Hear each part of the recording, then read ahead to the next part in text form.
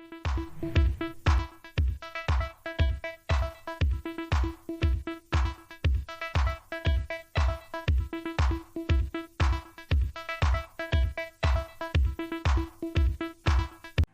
Guys, स्वागत है आप सबका आपके अपने चैनल टून टॉक में। तो कैसे हो आप लोग? उम्मीद करता हूँ अच्छे ही होंगे।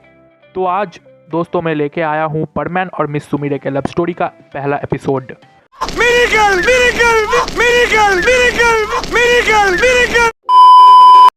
हाँ, मुझे खुद लगा नहीं था कि मैं परमैन के लव स्टोरी पर कभी वीडियो बनाऊंगा, लेकिन आप लोगों का परमैन के प्रति प्यार ने मुझे मजबूर किया ये सीरीज़ बनाने में।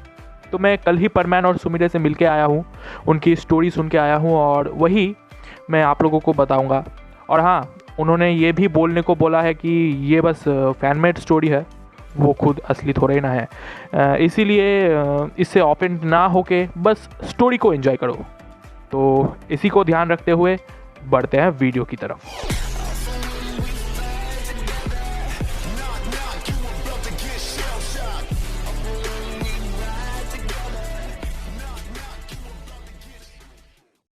तो दोस्तों, कहानी की शुरुआत में हम देखते हैं एक बहुत बड़े मैंशन के सामने एक गाड़ी आके रुकता है और उस गाड़ी से निकलती है होसिनो सुमिरे, जो कि अभी 23 साल की पॉपुलर जापानीज सिंगर है।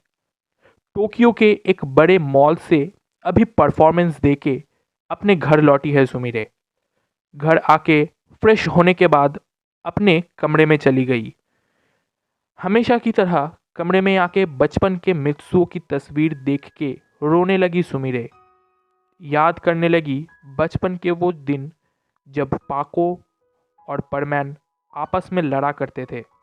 सुमिरे को वो दिन भी याद आ गया जिस दिन मित्सुओ उसे छोड़कर चला गया था, लेकिन उसने सुमिरे से वादा किया था कि वो लौटकर उसके पास वापस आएगा। मगर मित्सुओ वापस आया क्यों नहीं? मानो ये रोज की बात हो गई है। मित्सुओ की तस्वीर देख के सुमिरे रोज रोती है और इंतज़ार करती है।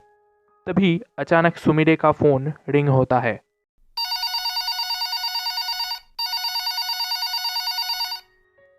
ये नंबर सुमिरे पहचानती है।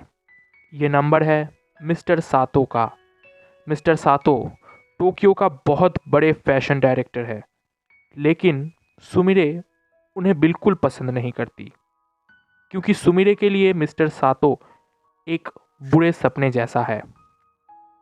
करीब 3 महीने से मिस्टर सातो रोज़ सुमिरे को कॉल कर रहे हैं। उनका एक ही डिमांड है कि वो मिस सुमिरे से शादी करना चाहता है, मगर सुमिरे ने उन्हें बार बार कह दिया कि वो उनसे शादी नहीं करना चाहता, लेकिन वो ज़िद्दी आदमी समझना ही नहीं चाहता। इतने में फ़ोन कट जाता है। तभी कमरे में सुमिरे की मैनेजर आता है और वो सुमिरे को बताता है कि कल उनको एक गेट टुगेदर में इनविटेशन मिला है, और ये बोल के वो कमरे से निकल जाता है।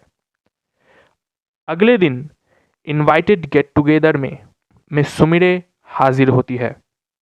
वहाँ सब उस गेट टुगेदर को एंजॉय कर रहे थे। सुमिरे एक जगह खड़ी हुई थी।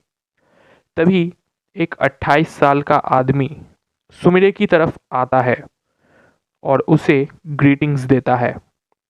सुमिरे पहचानता है इस आदमी को।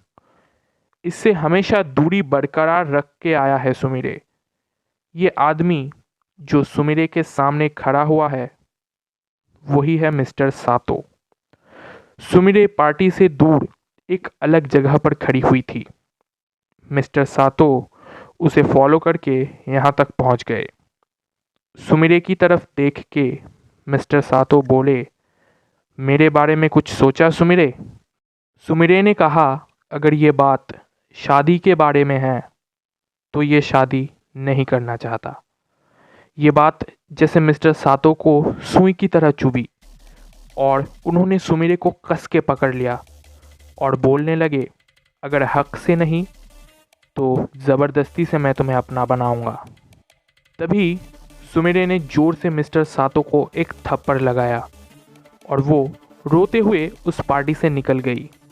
और मिस्टर सातो जाते हुए सुमिरे की तरफ देख के अपने मन में बोलने लगे कि ये खेल अभी ख़त्म नहीं हुआ, इसका बदला वो लेगा और मिस सुमिरे को बर्बाद कर देगा। तो दोस्तों यही था परमैन रिटर्न्स का पहला एपिसोड।